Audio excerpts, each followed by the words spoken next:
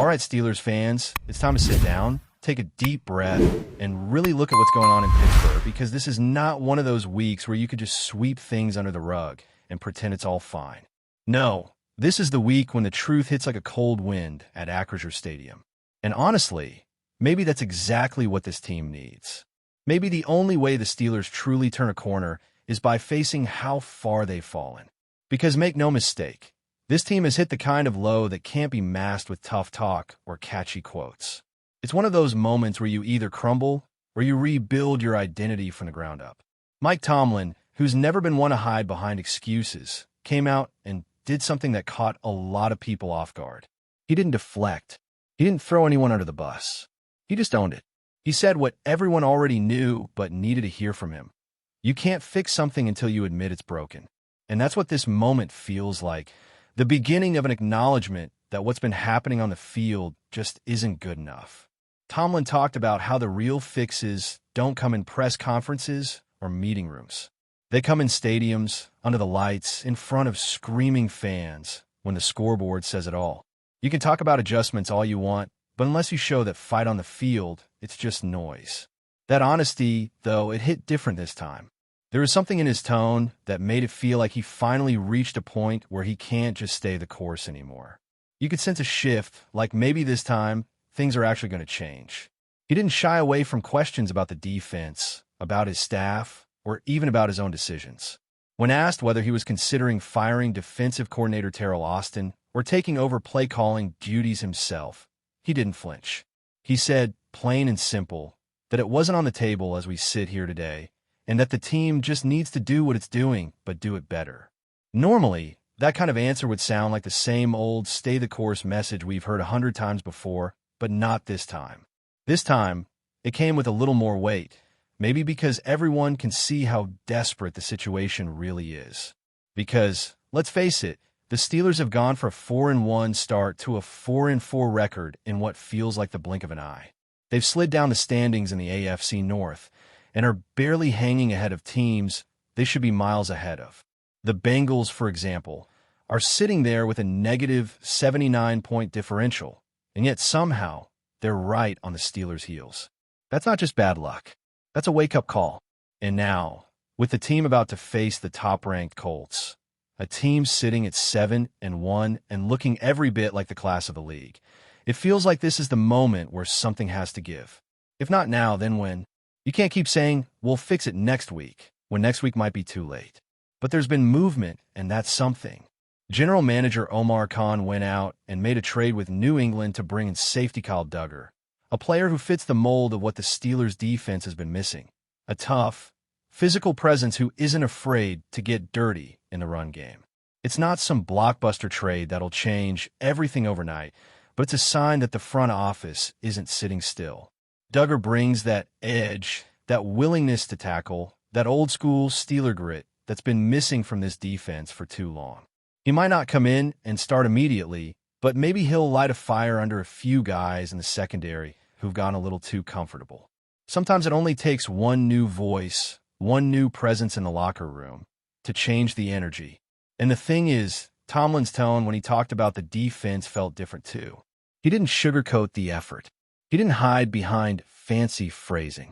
He straight up agreed with Cam Hayward's assessment that the defense lacked fight, that when adversity hit, the unit folded instead of responding. That's not what the Pittsburgh Steelers are supposed to be about.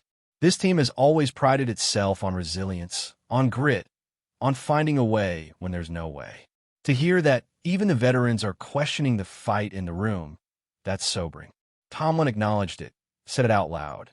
And that alone is something fans have been waiting to hear for weeks. He also pointed out some of the changes we actually saw in the last game, like swapping Brandon Echols in for Darius Slay late in the matchup. That might seem like a small thing, but it shows that there's accountability now. Tomlin said Echols deserved to play and even hinted that Slay had left some plays out there. That's about as close as you'll get to public criticism from this coach. It's subtle, but it's meaningful. It means he's watching, he's not satisfied, and he's not afraid to make adjustments if guys aren't performing.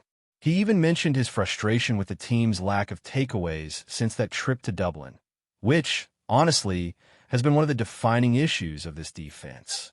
You can't win in the NFL when you're not creating turnovers.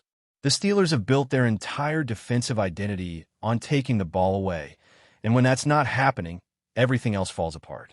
And, the more you listen to Tomlin, the more it feels like this might finally be the start of some real change. He knows talk doesn't mean anything until it's backed up by results, but even so, hearing him address these things out loud matters. For years, he's been one of the most steady, unshakable figures in the NFL, and that's a good thing most of the time. But it also means that when he finally admits something needs to change, it's serious. The Steelers have been treading familiar territory lately. Strong starts, mid-season collapses, scraping their way to a 9-win season, and then bowing out before the playoffs even get interesting. Fans are tired of it, the players are tired of it, and deep down, you can tell Tomlin's tired of it too. The real question is, will this be the moment where the team finally snaps out of it? Because let's not forget, the schedule's not getting any easier. After the Colts, they've got to deal with the Chargers and Justin Herbert, one of the best pure passers in the game right now. If the defense doesn't figure itself out soon, things could get ugly fast. That's why this week of practice feels like the most important one of the season. It started, in Tomlin's words, the night before when that trade went through, and from that point on, the message was clear. No one's job is safe, and no one's spot is guaranteed. That's the kind of message that can wake up a locker room. Because when you've been playing the same brand of football for weeks, and it keeps leading to the same results, something's got to give. The Steelers' defense hasn't just been underperforming. It's been missing its identity. The swagger, the aggression, the belief that they can impose their will on anyone, anywhere, at any time. That's what defined the old Steelers' defenses, and right now, that's what's missing. Maybe Duggar helps restore some of that. Maybe Tomlin's public accountability shakes things up. Maybe this next game becomes a statement, not necessarily in the final score, but in how they play. Because at this point, fans would rather see the team lose while fighting like hell than sleepwalk through another performance like the one against Green Bay. And that's where it feels like things are heading. You can sense a shift, not just in the tone from the coaches, but in the attitude of the organization. They're not panicking, but they're not ignoring it either. There's this recognition that the standard that's defined the Pittsburgh Steelers for decades, that toughness, that no-excuses mindset, has slipped a little. And getting that back starts with accountability from the top. Tomlin's saying the right things, and now it's up to the players to show it. Because talk, as he said, is just talk. The real fix happens under the lights, with the pads cracking, when it's fourth quarter and the game's on the line. That's when you see what this team is really made of. Now let's talk about where this team actually goes from here, because saying all the right things in a press conference doesn't mean much unless it leads to something tangible. Steelers fans have heard plenty of promises over the years, promises of adjustments, renewed focus, changes in attitude. But now it has to translate into actual football, into execution, into consistency. This group can't keep living on reputation. The black and gold has always meant something special, but those colors don't win games on their own anymore. You got to earn that respect every single week, and lately, it feels like the Steelers have been running on fumes from the past instead of creating something new to believe in. If there's a silver lining here, it's that the leadership in the locker room still carries weight. Guys like Cam Hayward, Minkah Fitzpatrick, and TJ Watt are still setting the tone, even if the results haven't shown it yet. Those veterans know what it takes to turn a season around, but they also know that it starts with honesty, the kind that's uncomfortable. Hayward said flat out that the defense didn't fight back against adversity, and you could tell it wasn't set out of frustration, but out of a deep understanding that something fundamental is missing. When one of your captains says that out loud, everyone hears it. And when the head coach agrees with him, it signals that the old way of brushing things off isn't cutting it anymore. The defense, which for years was the team's backbone, has looked lost at times. Missed tackles, blown assignments, turnovers, and too many long drives allowed. The Steelers used to thrive on chaos, on forcing quarterbacks into mistakes, on feeding off big defensive moments. But lately, it's been quiet. Too quiet. Opposing offenses don't fear the defense anymore, and that's not something you can fix with a single trade or a fiery speech. It's a mentality problem, and those take time to fix. But maybe that's what Tomlin was getting at when he said that the real fixes happen in the stadium, not in the meeting room. You can't fake toughness. You either have it or you build it back up one snap at a time. Offensively, it's not much prettier. There's talent. That's undeniable. But there's no rhythm, no sustained pressure on defenses. It's been a mix of missed opportunities and a lack of identity. Some drives look sharp and aggressive. Others look like the team is stuck in neutral. The inconsistency is what kills them. And what's worse, it's feeding into the defensive struggles. When your offense can't stay on the field, your defense gets tired. It's a vicious cycle that every team tries to avoid, but somehow the Steelers keep finding themselves caught in. And that's where coaching has to matter most. This next stretch of games will test everything about this team: their toughness, their discipline, their patience.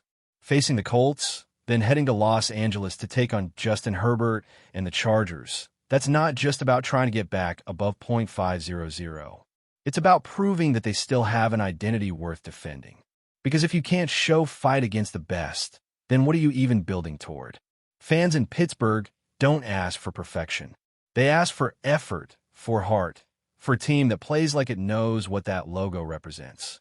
They want to see that trademark Steelers grit, that edge that's been missing for too long. And it's not just the veterans who have to lead. This new generation of players, Joey Porter Jr., Keanu Benton, Darnell Washington, Nick Herbig, they got to step into their roles and embrace the responsibility that comes with wearing those colors. These young guys were drafted because they fit the Steelers' mold, but now it's time for them to prove that on the field.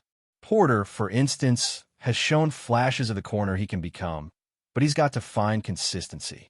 Benton has had moments of dominance inside, but rookies have to learn that flashes aren't enough in this league. You have to bring it every down, every series, every quarter. That's how you earn your place in Pittsburgh. And it's fair to say that Omar Khan and Andy Weidl have actually done a solid job rebuilding this roster piece by piece. When you look back over the last few drafts, there's talent there. It's just young, and it's still learning.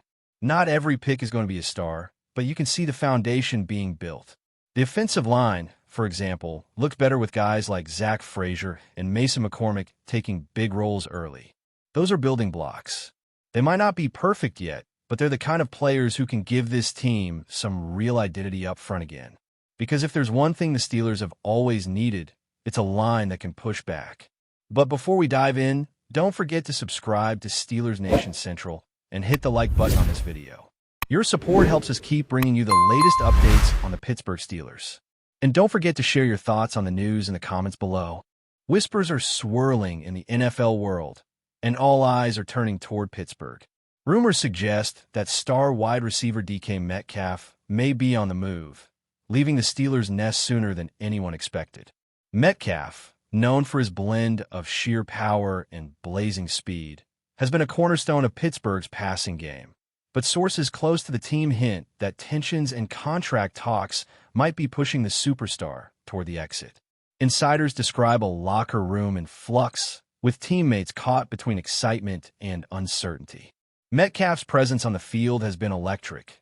His ability to turn short passes into long gains, his relentless pursuit of the end zone, and his unmatched physicality have made him a nightmare for defensive backs across the league.